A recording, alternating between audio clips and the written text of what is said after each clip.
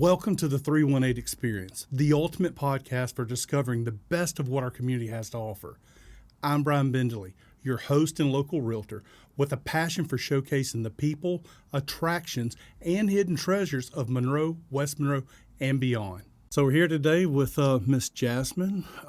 I feel honored that you're here with me.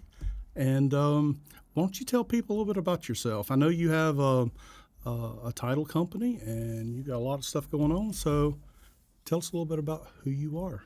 You know, that's always like a interesting question to me. And you would think I would have like this, I don't know, spiel already lined up in my mind of what I want to say when I talk about myself.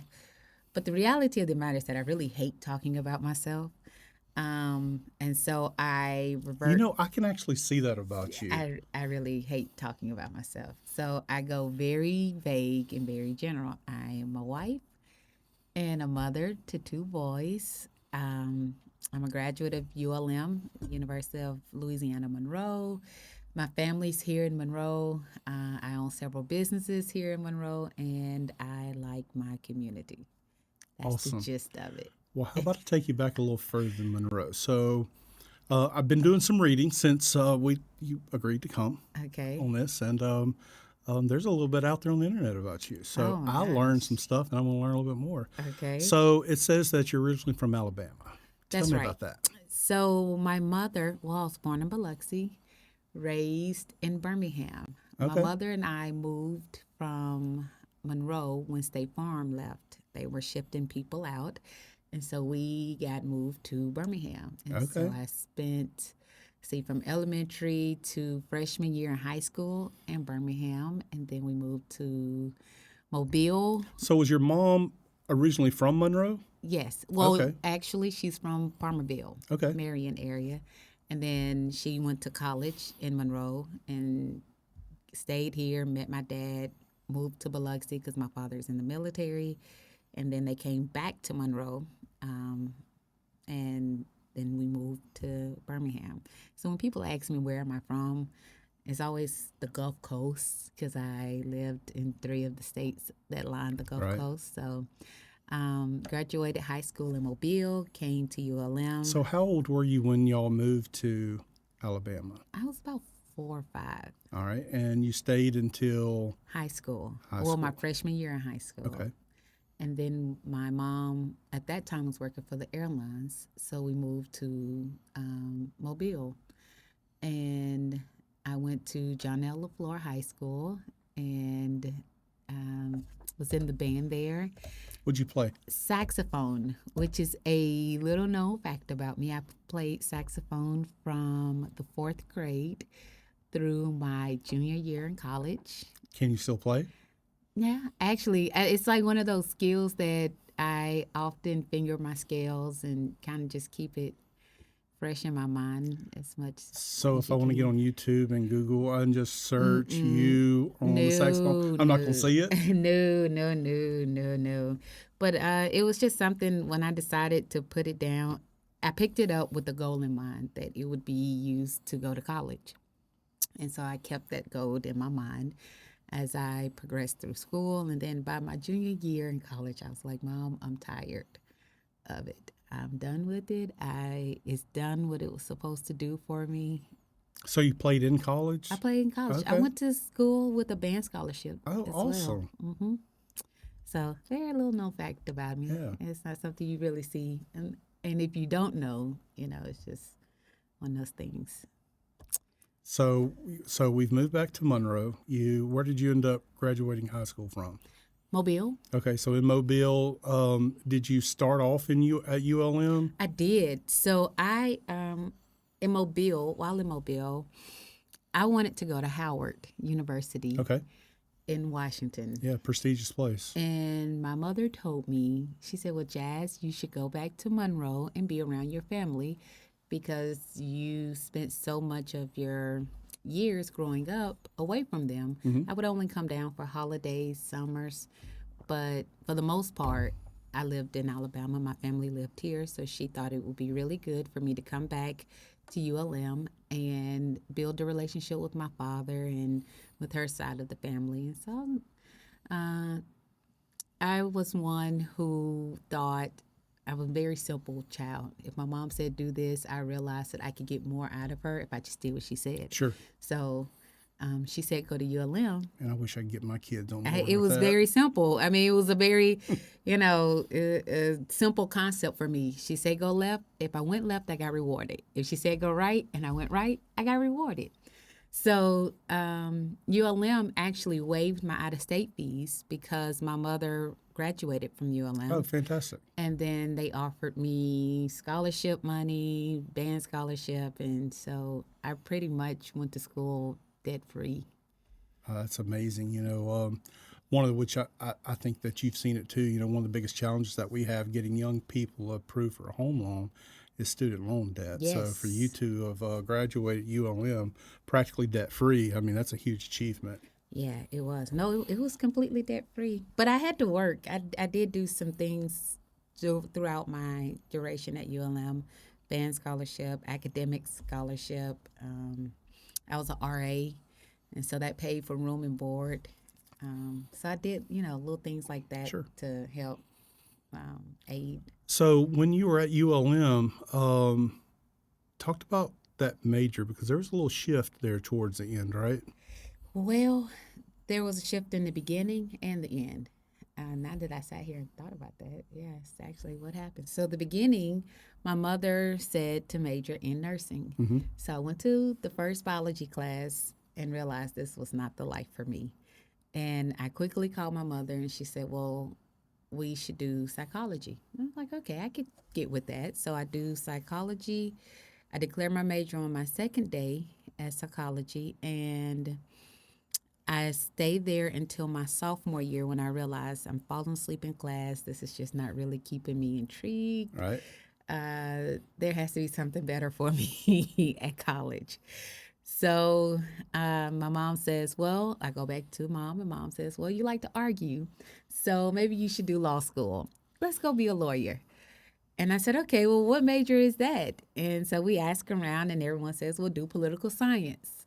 So on a Wednesday, I changed my major to political science. And then on a Saturday that same week, we had my sorority had a joint meeting. The undergrad chapter had a joint meeting with our graduate chapter, and I was offered an internship to the then newly elected state representative, who's also my sorority sister.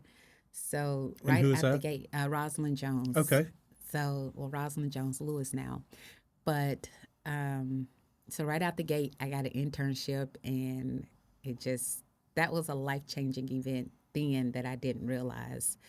Tell me about that. So what was life-changing about that? Because I was embarking on a journey that I didn't realize, and Rosalind was also embarking on a journey. Her dad was a legislator, but for her personal journey, this was just something new for her. And so together we're exploring this political world, and she made it her mission to expose me as much as she could to different things. So each summer that I was with her, I did different things. I went down to the state capitol, interned there. The following year, I went to the Capitol in Washington, D.C., and spent my entire summer there. And then, oh, wait, no, I missed the summer. I'm sorry. The following summer, I went to the DA's office and interned there, and then I went to the state capitol. So each time she tried to make sure that I experienced some different area of law in the process. And then moving into my senior year in college, like I said, I had just come back from D.C. with the internship, and that October, my mother was killed in a car accident. Yeah. And so at that time, I was still an RA, but I just really couldn't get my mind to click into gear. And so my professors, everyone around me at the university was just like, take a break for a minute. And Roz said, no, we're not taking a break. You're going to finish. Lean into it. You're going to finish. Whatever we got to do, you're going to finish. And so she gave me 2 weeks, and that was it. She took me back to Mobile because that's where my mother still lived. to clean out her home. We came back. I was still working with her, and she's like, "All right, sunshine." Wow, she took a very big personal interest Oh, in she you. did. It was like, More of an internship. I mean, oh it's like yeah. By come. then, I was like her child. I was like her pet child. Well, not pet child, but I was her Yeah. child, her little girl that she just really nurtured and was a real guiding thumb. So what would you say are some of the most impactful things that she did during the internship, but more of an internship, the mentorship that she had? What was Hmm. some of the most impactful things that you can remember from that? Oh man, there was a lot because at that time we had several hurricanes and things that were going on that I was able to tag along with her and just see. But I think the most impactful thing, and she's not really, she is now because she's a mother, but at that time, I mean, you have a 20-something-year-old woman that has another 19, 20-year-old something lady staying with her. I think we were about 10 years apart. But now she has this responsibility that she did not take lightly. And Mm-hmm. so it was like, I'm going to give you space because, you're coming and going. But I lived with Rosalind during my internships and my last year in college. So I pretty much stayed with her. And I think the most important thing was that even though she wasn't motherly, she was motherly and was she cared. I'm sure that really was impactful. Just with your mother passing, to be able to have that stability with Most someone. definitely. Because listening to you talk about your mom, I'm not getting the impression that it was a friendship that you had, but it was definitely a very closeness to where y'all Oh, yeah. communicated extremely well. Oh, yeah. Yeah, that was a really, really big part. And even now, the void has, I won't say it's been filled, but I've learned how to move and Sure. adjust with it. But at that time, I didn't realize, I guess I was just kind of floating. And so she kind of allowed me space to move, but still put the bumpers up. Like, don't go too far. Sure. So, It's really nice to hear, or really kind of inspiring to hear that someone as young as you were during this time, and we look at kind of kids of or young adults of the same age, you took advantage of an opportunity oh, that was yeah. handed to you. Yeah. It's like, here you go. And it sounds like you tried to make the best of it to where there's a lot of cases, and I'm sure you've seen before too, these golden opportunities are there. People don't realize what they have. And it sounds like you Yeah. really realized what you had at that moment. It really was. And I I knew I was just grateful to be in the room. And I think kids these days do not understand the benefit of being in the room. Mm-hmm. They want, this, that. And I mean, life has just changed so much now. Sure. But for me, I recognize that once you're in the room, be seen and not heard. That's correct. Fall Learn to your the back place. and take note Take notes. and Absolutely. go from there. And so I learned that early on, and I think that also helped with our relationship because although we were around the same age, there was no competition. Sure. I immediately came in, I identified the position, and I played my role. And because of that, it was very simple for her family to love on me to love on them, and for my life to just, I mean, it was a very impactful moment for me. Awesome. So we graduate ULM, and at that moment, is it like at law school? Law school, we have to do it. I mean, we got to go Oh, like yes. full throttle. This is what we're doing. I can't do anything Oh, else. yeah. At that point, it was no discussion. Okay. So my mother died in October, December. Rosalind's dad, who she worked with at the law firm, also graduated from Southern University Law Center. So did his children, and so they had very deep ties with them. And he was like, "Oh, have you put that application in yet?" And I'm thinking, I'm still grieving, Yeah. right? And he's like, "No, go ahead and submit that application. We need to get the ball rolling. You're starting school in the fall." It was No discussion. no discussion. This is what's happening. And it happened. And then I was like, okay. And before you could get accepted into law school, you have to take the LSAT. Mm-hmm. And again, my mind is just not clicking the way it needs to fire.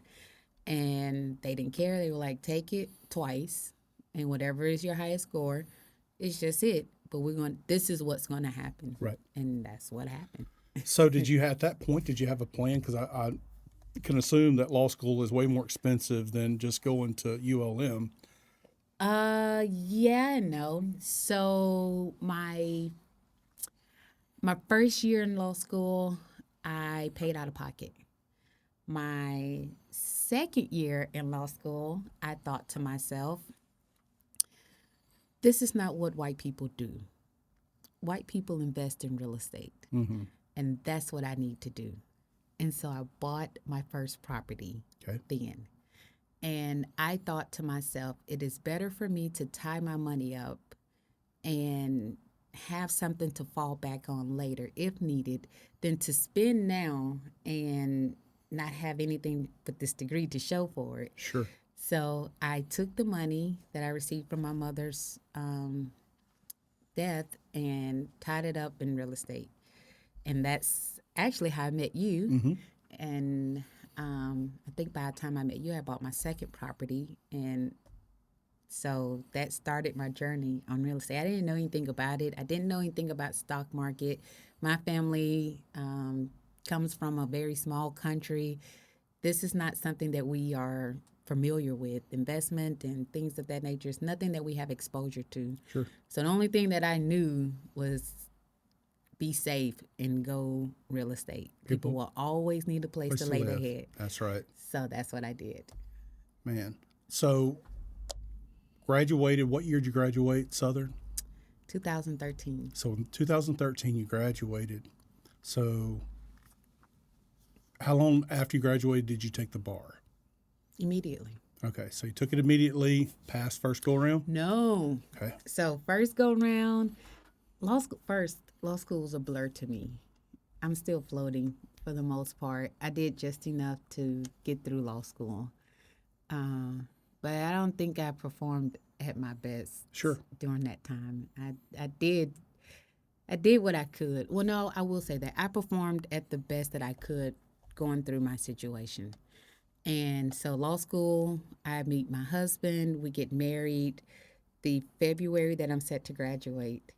And at that time, his dad is going through lung cancer. Oh, goodness. And it's on his deathbed. And so I'm studying for the bar, but I'm studying for the bar at my in-laws' home in Chatham. And Nick is working, his mother's working, and I'm there with his father throughout that time and also studying for the bar. Well, his father dies in June, and I take the bar in July. Wow. And we find out I'm pregnant in August. Oh, and wow. I found out I failed the bar in October, and I have to retake it the following February. How much stress was on you during that time? A lot. And at that time, I had taken the real estate exam and gotten my license as a realtor. And so you were just like trying to punish yourself. I was just going, just doing, just living. And so I have all of that going on at the same time. And I'm trying to feel my way through and figure out what is it that I want to do? Where do I want to be while being a mother and being pregnant and knowing that I just spent 3 years in school and I still need to pass this exam to make it to my next level. And so I take the bar in February again, and I miss it by 8 points. Oh. Is that like a punch in the gut or what? I screamed, and I was just so hurt and upset that I'd missed it by 8 points. And so my husband says, well, take it again. And at the time I was working at the DA's office, and I went to my boss and told him I did not pass. He said, take it again. It's not a matter of if you're going to pass. Just when. It's just when. And I know you're going to pass. And when he said that, he had more faith in me than I had at myself at that time, because I could not figure out why I couldn't pass this exam. I'm usually good at taking exams. The real estate exam, I studied for a week, went down, took it, passed it, came home. Like, I could take an exam. But this one is just so stressful. It's 3 parts for 3 days, mostly writing, and I know it was just a stressful So it's time. 3 days to take that It's test? 3 days. Oh, goodness. Yes, in three 3 parts, days. and you're just waiting for that It's not multiple, Friday. all of it's not multiple choice. It's a lot of, No, oh, no, they're now moving and shifting a little more toward multiple choice, yeah, but the majority of it is writing. I'd open the test up and I'm like, I'm done. Yeah, I'm done. it's a lot. It's a lot. It for sure is a lot. I So think third we have time's a charm? yes, Third time, yeah. you Third made it. time, I said forget it. I didn't take off. I'm a new mother at that point. You know, my husband and I have been together a year now. We've been married for a year. And so I said, I'm not taking off. I have a picture of myself actually studying for the bar, with my son right here, and I'm on the couch, like trying to type over my test. And but I made no changes in my schedule. I'm working, I'm coming home, I'm writing, and whatever happens will happen. And that's the thought I went in when I took the bar. I come out the morning that the results are to drop. I get up with all this nervous energy and I'm just cleaning up. I wipe the cabinet and counters like 20 times. How long from the time you take it till you get results? You take it in June, results usually come out in October. I mean, July, and the results come out in That's like October. way too long It's to a sit long there. time, right? So Man. the day is to come out. They usually open the portal or release them about 10 or 11, but you have to keep like refreshing because at that point you have about 500 people that are On it, trying not to, just the students. You have the bosses, the yeah. co-workers, the family members. Everybody's refreshing to see who passed the bar. They want to see that name. And so my colleague actually called me and said, "You passed." And I was like, "Girl, stop." And she said, "No, really, I'm looking at your name. You passed." And so I logged on and I was like, and Nick told me that morning, he said, "I already know you did it. I already know you passed." And I'm like, "I don't know how you know, but I was nervous." So third time was the charm for me. How much weight were off your shoulders at that point? You know what?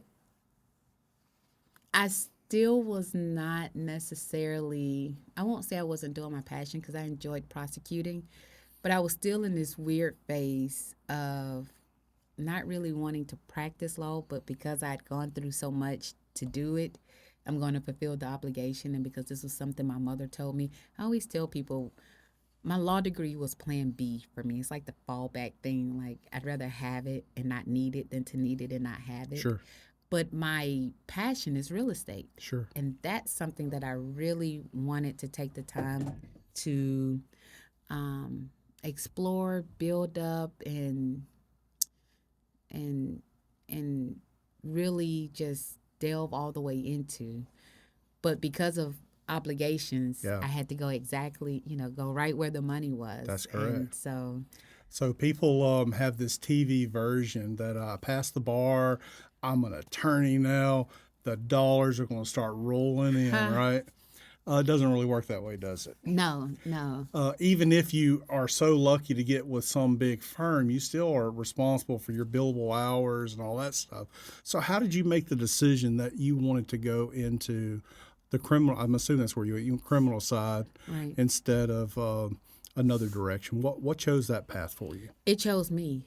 That's Okay. the funny thing about life for me. My life, things have kind of chosen me more so than me choosing them. And before I graduated law school, I had received a call from my former manager telling me that the district attorney wanted me to call him and he wanted to offer me a job. This was before I even graduated law school. Okay. So it was just a no-brainer to me that, oh, well, I'll come out and go right into there. I always had the, excuse me, I always had the safety of being able to go back to where Rosalind was with her father in their law firm. But that just kind of fell in my lap, and it was like, oh, okay, well, this is where I'll go. So that's what I did. And how long did you work at the DA's office for? 5 years. 5 years. So during that time is when you and I met, and we did a couple of real estate transactions together. But also between that time that we met and the time that you decided to step out, you and I had a lot of lengthy calls about trying to figure out what's next. I mean, I'm ready to take that next step, but I just don't know that it's there. So how did you process that? What was the one thing that finally made the difference from you saying, I'm going to leave the comfort that I know, love, and trust that's been there for me, and I'm going to do it my way? What was that? What was that one? There has to be like that one thing or the series of things that took place. It was a multiple set of things that Because happened. it was a little, I wouldn't say torment, but it was a lot of back and forth It was. It for a long was time. because that safety, something about being safe. Yeah. But the final series of events that happened was that one, the district attorney that I came in under had retired, and someone else had come in, and I didn't have any problems per se with the new DA, but it just wasn't what I was used to. Sure. I'll say that. And I started quickly learning that I wanted to be in more control of my earning capacity. Mm-hmm. And I didn't like the idea of other people counting my money. Sure. And once I started realizing that, and it wasn't just out there in my face, but it was little small comments that were made that let me know that I'm being watched. And because they know that I have these other things lined up, then they don't want to pay me what I'm worth here. Sure. And that was based off of these other things that I have. Well, these other things that I have Shouldn't going have even on mattered. have nothing to do with the work Correct. that I do here. If I'm doing the work that I'm supposed to do here and producing here, then I should be compensated Absolutely. for that. And when I realized that they didn't want to do that, I thought, well, that's it. And then my husband said, I know that you will not let our family suffer. And that was it for me. And that's, for me, when I stepped out from a salary position, went 100% commission, it was a big step, and I couldn't have done it without someone believing in me at that time. I can believe in myself as much as I want to, but having that support from family is huge. Yes. Be able to have that support system. But I think you also will agree with this, that you're probably harder on yourself than any boss would ever be. Someone told me that yesterday. I was at the closing table, and one of my investors who's been with me with the investment side of things from the beginning somewhat. So he's watched my journey. He's like, you're always hard on yourself, and you always give yourself this hard time about starting multiple things at one time. And I said, yeah, because that is my story. I started different things at one time, and because of that, once I started my title company, I realized quickly that I had to go ahead and put my all into making sure that was together. So my other businesses were kind of pushed on pause while I could get that established, running, and to a point that I could shift focus comfortably and start back building up my other entities. And he said, well, Jazz, you still are maintaining everything else, even though you're not actively dealing with them. You're maintaining that. You're building this. You're a wife, you're a mother, and then you're all over the place in the community. And I'm like, yeah, but I should not have. So he's like, no, you can't. You got to give yourself grace. And that's something that I have been really tapping into for the past years, learning how to give myself grace. And not be so hard on yourself. Yeah. Enjoy some of the fruits of what you're working for. I'm trying to. So you hit on it with that conversation, and that is your community involvement. So I've been wanting to speak with you, but sense of urgency got increased when I went to the event that I saw you at, the diversity event that we had with the chamber. I see you involved in so many things within our community, and Alex and I were talking before this just about kind of what we were going to talk about. And the one thing that sticks out with you and when I think about you is that you're an independent thinker. If somebody comes and assumes that Jasmine is going to go right because everybody else is going right, you can't assume that. Jasmine, from what I see, is that person that's going to analyze the situation. And it doesn't matter if everybody's for it and there's only two against it. You're an independent thinker, and I respect that out of you. I appreciate that. And it's so hard to do that, especially in this small town. Yeah. because you're right. But you make it look so easy, though. I'm just going to be upfront with you. Well, I'll Even tell on you the big this. things, you make it look so easy, and I admire that. Well, I appreciate that. When I used to be a prosecutor, I could not be as active in the community because I'm a prosecutor, and my job was to put people behind bars Sure. or whatever the case may be, and sometimes we're not the favorite in the community. But once I decided to leave the DA's office, that was one of the really biggest rewards for me was to just emerge and speak my mind and have a voice. And I realized at the first district attorney election, I think that was the first time I was really very vocal and went against the grain. I decided in my mind that go back to my first philosophy. When I was a prosecutor, Jerry Jones used to tell me, whatever you're going to do, do it. And in my mind, when he told me that, I started thinking, if I'm going to get fired, I'm going to get fired for doing what I think is right. Right. That thought carries me every day, carries with me every day. And when I support a person in elections or I believe in something, I'm doing it because I feel it's right. And if that means I lose a person here or the people may not be feeling me on this, that's okay. Because at the end of the day, I'm doing what I feel is right and what I have researched and come to believe and understand. And this is what I feel is right in my soul and spirit. And there are times, even in elections, that I understand that some people may have to go the other way because it's a personal thing and that fits their personal thing. Sure. But even in those instances, I always ask, don't mislead the people. Sure. Don't mislead the community at large. If you have to do something for a personal reason, that's fine. Do that. You could do that and just not say anything and not get involved and not sway an election or a ballot or whatever the case may be. Just go away quietly. Stay silent on it. But don't mislead the people. And that's one of the things that I really try hard not to do is mislead anyone because I do realize that I have a following. I have a voice in the community. And so I'm very passionate about making sure that if I step out on something, I've done the research, I truly believe in it. What advice would you give to, I don't know, young or old? I like to think that, the youth is our future. Even though there's probably an age gap between us, but you recognize that the youth that are coming up, they have some deficits in areas that I call them deficits. They may call them advantages, but it's completely different on how we even communicate. I mean, we can make good eye contact when we talk, but what would you say to someone coming up about how they can express themselves in a way to where they don't have to feel bad about it, to where they can actually make decisions for themselves and let it be known and not be afraid to be ostracized too bad about it? I think you have to have a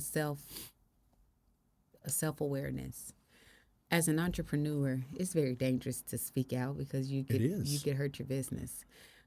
And what I had to realize though is that me speaking out is not necessarily about my business. It's a personal thing. It's me. It's a personal belief. Sure. And a duty that I feel like I have to make my community better. I'm not here in Monroe to just make money. I'm here to make my community better. And the only way I know to do that is to use my voice. And in order to do that, so it goes back to that self-awareness. Why are you here? What are you doing? What are we doing with ourselves? If we're truly here to make a difference, then get involved and get active. To make and a speak difference. up. Just don't attend. Just don't show up. I tell people, don't be matter. Matter is anything that takes up space. Right. It's so easy to just take up space in the world and not make a difference. Matter doesn't make a difference. Yeah. It sucks up space. It has no purpose, no nothing. It's just there. Kind of like that lurker on Facebook that never really posts. They're always there. You're watching, but you're not saying anything. you but don't wanna then get you involved. complain. Yeah. And so if you're going to complain, then what are you doing? Yeah. And for me, I like to think that, the work that I'm doing now will affect my children and grandchildren. And at early ages, my 9-year-old and 5-year-old say all the time, I want to go to ULM. Well, they say that because mommy takes them to ULM all of the time. They know Mm-hmm. that's mommy's school. We ride the boat up to ULM. They see the swim team and ski team out there. They see all these different things going on at ULM.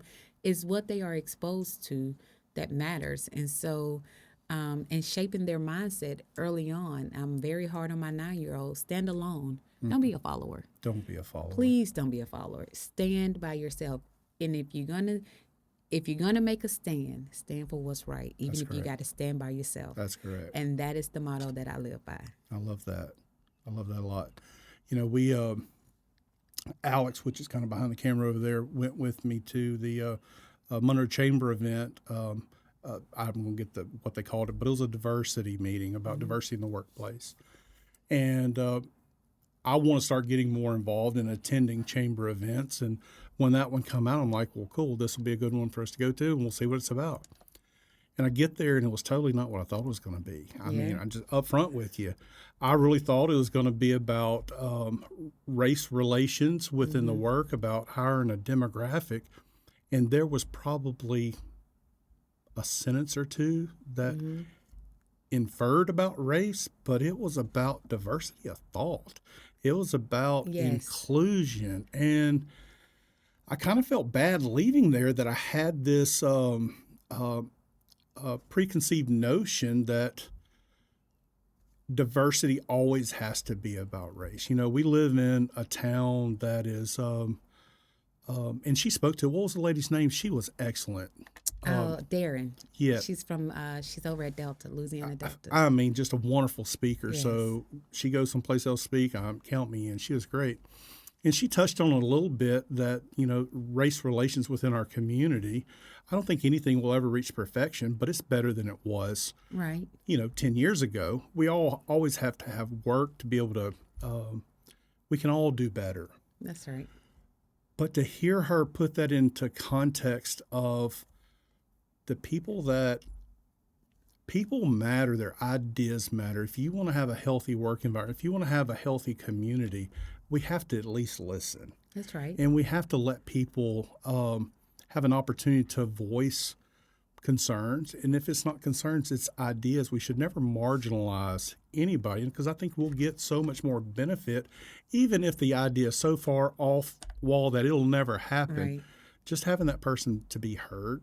There's something to be said about that. Yeah. So it's so interesting when people ask me, how do I navigate in Monroe?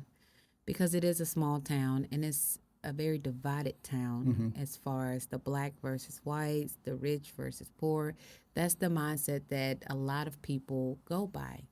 But then somewhere in between, there's a collective group of us who have learned how to navigate these waters. And what I have learned in that is that, and I learned this actually going to the Cigar Lounge. I walk into Governor's, and this is how Mayor Ellis and I became very good friends. Is that I walked in and I liked the environment, and there were no TVs. All music, no TVs, but there were people sitting around from different walks of life. You had the richest of the rich, the poorest of the poor, and everybody in between. Absolutely. But they all were just speaking, and they were all bonding over a cigar stick. And so I started going more because I enjoyed the environment. I enjoyed more so the opportunity to talk, converse. Everyone was disarmed. It wasn't, attitudes flaring. It was just talking, my perspective versus their perspective. And it really gave me an opportunity to, once again, figure out how to navigate the waters here. And so Mayor Ellis and I, once again, became really good friends there. And when he decided to run, I was like, okay, here are my thoughts on this. And he would ask me all the time throughout the election, what do you think about this? What do you think about that? I want to do this. What do you think? Don't do that. That's a terrible idea. Yeah. This is how it will be perceived. Sure. And so, and there were times that we disagreed, but it was a healthy disagreement. It was a healthy debate. And it became a point to where we grew to respect each other's opinions. We're not going to always agree, and that's fine. And you don't want to surround your people, surround yourself with people who always agree with you. Absolutely. Because that's not going to make you better. Right. So we really began to form the relationship in the respect of just difference of opinions, but it helped us to navigate and understand the other side of the community that we didn't live on or that we didn't come from just a little bit better. Sure. And I think keeping with that allowed me to build more relationships. And it began to tear down that colorism that we have. Yes, I understand that racism still exists. Yes, I understand that everything is not going to hit on all cylinders away. This is not a perfect world. But I do also understand that I can come to the table with my perspective, and you can come to the table with your perspective. And by the time we leave, we have both heard each other's perspective, and then some things we may even come to agree on. You never know until you have the And you discussion. never know. And that has just been my experience from my banker to friends to members of the community. And what it has done, it has kind of put me on an island to some regard with the Black community because I am all over the place. I can go with the left, I can go with the right. I understand both perspectives. Sure. But I am open-minded enough to be able to listen to all sides and then make a stance on what I feel. Sure. And go from there. And you're able to defend the way and you don't have a problem telling the why either. Yeah. I'm sure you don't on everything, but I think if I question you on something, you would tell me, Brian, this is why I'm doing what I'm doing. That's how I feel about it. I think, in our community, it's definitely a great start. I think Mayor Ellis has done a fantastic job of putting his message out there. I think some people feel as if, well, how come I'm not seeing all this change happen? I mean, in politics or in anything public life, things just doesn't happen overnight. No, it doesn't. I was talking with DJ the other day at one of the events. I think it was Children's Museum ribbon cutting, and mentioned about the Amtrak coming through. Is it gonna happen? He says, "Yeah, man, I think it's gonna happen, but." Like I said, he said, Brian, it's not going to happen overnight. I mean, it's going to take some time to make that stuff happen. We all want change to happen, but number one, it starts the conversation, and number two, we got to have the time to put the wheels in motion. That's right. That's right. And one of the things, here's the thing that I have just resounded myself to, and my friends, family, everyone kind of has learned how jazz is and the way I respond to things. I'm not with the negative thoughts. That was the old days. Yeah. And I'm not here to hear, well, we fought for so long. This is always the way things are. I'm not here for that. That's not what I'm about. Yeah. I'm a trailblazer. I'm about change. Mm-hmm. If you don't like it, change it. That's if it's correct. not there, create it. What are you doing? I'm solution oriented. Yeah. So when you sit down and say, well, this is just the way things have been, well, it's been that way because you've allowed it to be that way. If you want things to change, then you have to get active. You got to be a part of it. You got to be involved. Sitting on the sideline is not going to take us anywhere. It's not. You are going to have to roll your sleeves up and get involved. And I think you hit it great that we're not always going to agree on everything, but we can have civil conversation because you may hit me with an idea. I'm like, I just don't say it's possible, but you give me some time to think about it and dig into it a little bit. You know what? That could happen. I may be able to work with that. Maybe if I got involved, I could change a little bit and it could be agreeable to all of us. So Starts with the seed. Yeah, it does. And that's something that I've really believed in. And then, there's power in words, manifestation and all of that. What are we saying about our community? What are we putting out there? When people say, oh, gun row, I don't believe in that.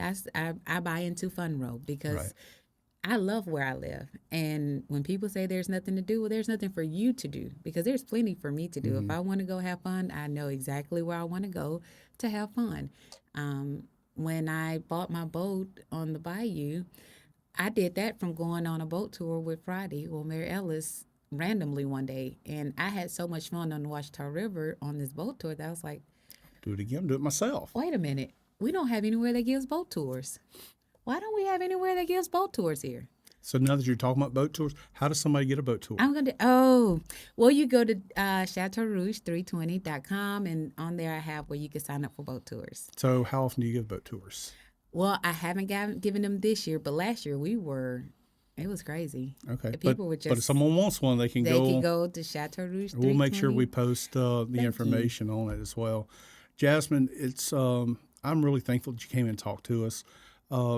there's more. We can't cover everything that I want to cover with you. There's a lot more, but I really appreciate the investment that you're making in our community. If we had more people like you, we could move a lot faster.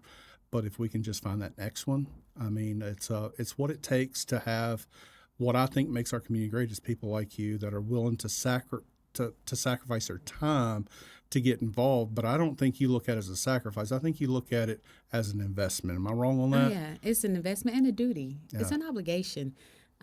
Even with I won't even. You could barely catch me in Walmart. I am very pro shop local, small business. I mean, more likely than not, you will find me at one of our local entities before you find me at a big box. Sure. I am all about the community. And I always tell people, yeah, you might pay just a little bit more, but the person that you're paying is the person that is going to put that dollar right back into our community. Absolutely. And they need someone that's going to help them keep the doors open. That's correct. So I am very, very, very intentional with where I spend my money, where I spend my time, what I promote. Very intentional, because if I can do it and if I can influence someone else to be very intentional as well, and that person can influence someone, hopefully we create a chain reaction. Right. And so again, it's just, what are we putting out there in our community every day? What are we saying? We get an email from the chamber, the executive director, Roy Heatherly, and when you talk to Roy, we make you believe that Monroe is just the best place in the entire I don't know how we got him in that role, but he's the man we need. And I know this is maybe not popular. I know Chris on West Monroe as well, but I'd love to see both of our chambers just unite under one umbrella. We've got two fantastic leaders. I'm sitting back thinking, what are the possibilities if we had those two men working together to continue pushing us forward? Oh man, this would be it. Oh gosh, do you know? So I want you to know I'm pro. Let's get these things together. Let's combine forces. The changes that could be made with the two entities under the same roof, and just, I'm not sure how popular that is, though. But I don't have a problem putting it out there that Brian is pro. The Monroe Chamber, we had paused a whole lot of things to really try to put energy toward merging, and things happened and things got stalled, and so we had to pick up the ball and just keep moving forward. But I'm not going to stop talking about it, though. I'm glad, because we would really like to see that happen. Yeah. Again, you uniting and moving forward. That's what they say about Lincoln Parish, that it's not a West and it's just Lincoln Parish, Ruston. And their cards are on the table. Yes. Everyone is fighting for one entity. Here in Ouachita Parish, we're not fighting just for Ouachita Parish. We've split it. Yeah. And so now you have to split money. And now you put our politicians in tough positions on, well, are they going to allocate to the West, or are they going to allocate over here? But what if they could just put it here? It's hard to break, old traditions. I don't know if you call it tradition or not, but it's going to be an uphill battle. But I am pro taking our chambers, put them together. I think combining that force would benefit north, south, east, and west Ouachita Parish. All the way around. It's I think it's what we need. Jasmine, I appreciate you taking time to come in.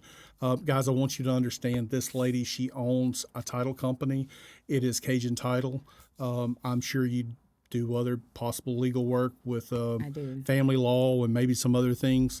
We're going to make sure that we post all of your information to the title company and to your boat tours. And I just thank you so much. You're a great leader within our community. You're a great businesswoman. And thank you for serving. Thank you for having me. I appreciate that.